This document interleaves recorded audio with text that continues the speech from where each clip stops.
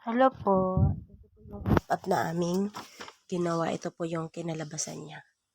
Ayan po siya. Ayan.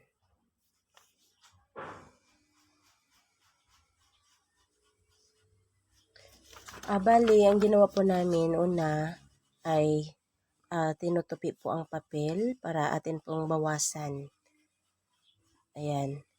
Diyan po ay 2 cm po ang sukat. After nyan po, atin pong gugupitin. Kasunod naman po is 1 cm naman po. Kaya po pala yan gugupitin natin para pag may lalagpas-lagpas man po tayo sa ating ididikit na mga pictures ay hindi po siya lalagpas dun sa cover. Yun. Kaya dapat mas maikli po yan dun sa cover po. Or mas maliit. Yan naman po ay 5 cm po ang sukat.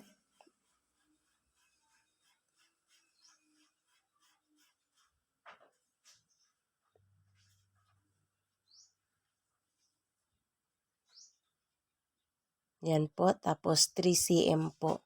Bale, gupitin lang po natin yan dyan. Tapos, ibabalik ko na po natin yan or babalik, parang ipapasok natin po sa loob yung ginupit natin yan.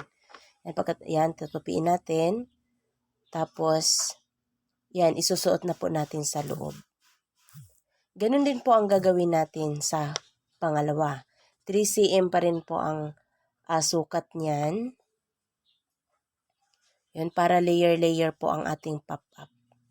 Diyan naman po ay 5 cm.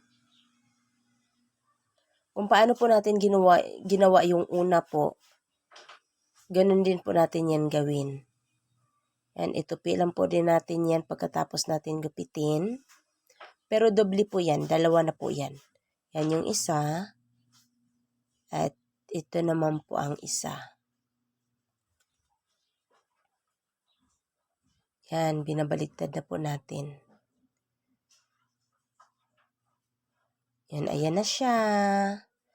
Ito naman po ay magsusukat naman po tayo para sulatan po natin ng ating mga ng ating story. Diyan po natin isusulat. Yan, giraffe. Since patungkol po ito sa sa mga hayop, yan po sa zoo, kaya yan po ay mga iba't ibang uri po ng mga hayop.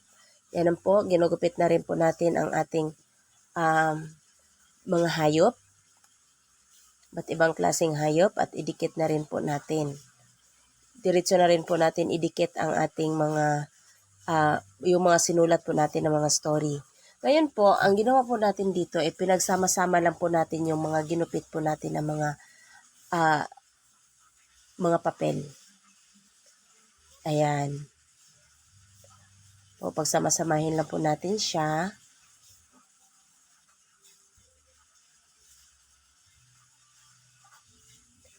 Para pagbukas po ng ng ating pop-up book ay sama-sama na po siya, hindi po siya hiwa-hiwalay.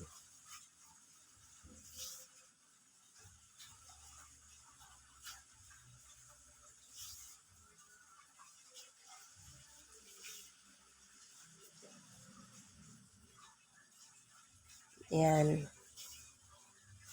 Ayan na po, yun. So, ito na po ang kinalabasan ng ating pop-up book. Para po mas mukhang okay, mas magiging maganda, lagyan na rin po natin ng cover. Ayan. Sa harap at sa likod. Happy